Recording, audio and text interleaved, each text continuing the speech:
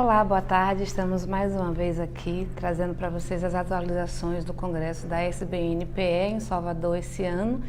E a última aula hoje falando sobre fibras. Terminou o nosso congresso, mas ainda bem que você está aí e a gente vai contar para você o que aconteceu, ok? Então a gente teve essa sala hoje com 4 palestrantes.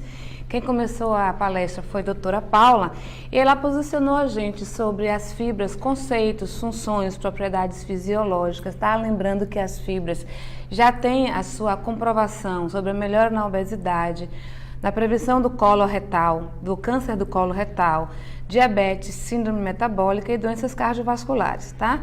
Falou pra gente sobre doses que varia muito a dependendo da sociedade, a dependendo da situação fisiopatológica de cada paciente, tá? Em seguida, a doutora Valéria trouxe pra gente a problemática da fibra dentro da UTI. E ela iniciou a sua fala fazendo a seguinte pergunta: essas recomendações são extrapoláveis para pacientes de UTI?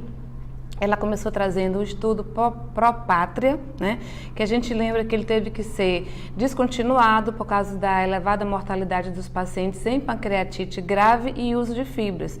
E depois da morte foi constatado que essa alta mortalidade foi por causa de uma isquemia mesentérica não oclusiva. Tá? Ele também mostrou para a gente um estudo posterior com o mesmo enfoque, só que o uso de fibras melhorando o PCR, melhorando o APACHE e melhorando a complicação dos pacientes, também em pacientes em pancreatite aguda. Tá?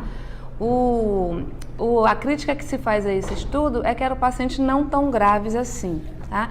Ela continua mostrando vários estudos para a gente, um de 2010, com pacientes cirúrgicos sépticos, em que o uso da fibra melhorou o score de diarreia, melhorou os dias de diarreia e não prejudicou a tolerabilidade da dieta. Outro estudo de 2001, o uso de fibras em pacientes sépticos, também melhorando a diarreia e melhorando o tempo da diarreia. Contudo, ela apresentou duas meta-análises mais recentes que mostraram que o efeito da fibra sobre diarreia, na verdade, ele é mais efetivo para pacientes que estão fora do ambiente da UTI. Tá? Ela concluiu sua fala trazendo as recomendações mais atuais. Tá? A ESP não fala da fibra, né? A ASP 2016 tem uma recomendação sim para fibras, para o controle de diarreia em pacientes que estão estáveis. O Canadá não fala em fibras na UTI, o DITEM não fala em uso de fibras da UTI. Já o guideline da ESPEN desse ano de cirurgia, ele traz um conceito novo sobre ecoimunonutrição e inclui a fibra, né, entre os nutrientes que estão dentro dessa ecoimunonutrição, tendendo a melhorar desfecho nos pacientes. Tá? Depois a gente teve a fala do Dr. Guilherme, trazendo para a gente quais eram os efeitos da fibra sobre a hiperglicemia, né? E ele trouxe para a gente um conceito interessante que a gente já sabe, às vezes a gente não pensa, que nem todas as fibras são iguais. Não é só a questão da solubilidade, elas são solúveis, insolúveis, tem que ver a questão da viscosidade, várias diferenças.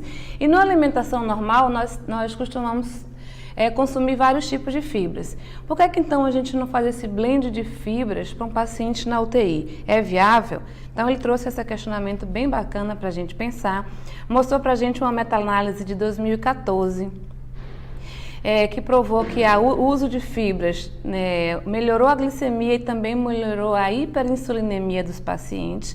Lembrando que a glicemia elevada aumenta a mortalidade e aumenta o tempo de internação dos pacientes.